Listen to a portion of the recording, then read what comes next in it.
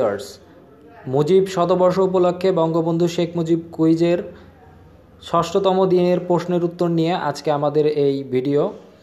আপনি যদি আজকের দিনের প্রশ্নের উত্তর না পেয়ে থাকেন তাহলে আমরা বলবো যে আজকের প্রশ্নের উত্তর হচ্ছে অফিসার্স ক্লাব।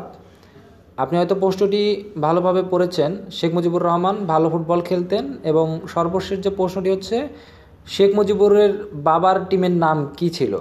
উত্তর হবে অফিসার্স ক্লাব।